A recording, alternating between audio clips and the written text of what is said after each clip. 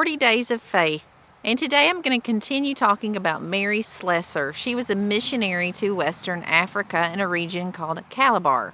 This is a funny story about one of her African sleepovers. Mary left the town called Old Town for a new place. She would be traveling by canoe, and as she left, the people yelled to her, "Be careful, don't trust them. If they kill you, we promise to avenge your murder." I'm sure she was a little nervous and uneasy after those words. She traveled by canoe at night with 4 of the older children that she had taken with her. There were men who were paddling and steering all night long, and they would sing, "Ho, ho, we are honored. Ho, ho, we have our white ma with us. Ho, ho, on we go into the night." And they would continue to just make up words and beat a drum all night long. Chief Okan wanted them to come and to learn of the white man's God. When Mary was in his village, she also dressed wounds and treated boils and helped those who were sick, even though she wasn't a doctor. The people thought of it as free entertainment, and they would watch her and follow her all over the village.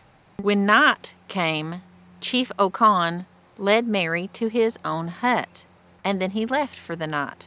It was tradition in Chief Okan's tribe for his senior wives to be fed very well, so they were very large women.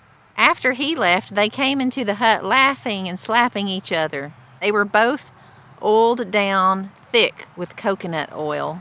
It was tradition for them to stay with Mary to keep her warm. So Mary laid down with the 4 children, and on each side of her was one of the fattened wives. The 2 wives fell asleep almost immediately, but Mary couldn't hardly sleep. By midnight, she said it was so thick and stuffy in there and the smell of coconut oil that it was impossible to rest. Mary shared the hut every night with the 2 head wives, her 4 children that she had brought with her, and she continued sharing the gospel. She had Bible meetings every morning and evening, and she also continued helping the sick while she was there.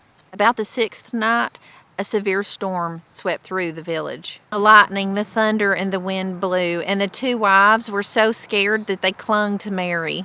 Then so did the children, so she had 6 people clinging to her. The wind blew so hard that night that it lifted off the entire thatch roof. They were exposed under the rain and soaking wet. Mary didn't know what to do, but she thought they could sing hymns, and so the children and her started singing hymns. Being cold and wet gave Mary another flare of malaria, which left her sick for days. In fact, at one point she thought she was going to die, and she told the 2 wives to take care of the 4 children she had brought with her.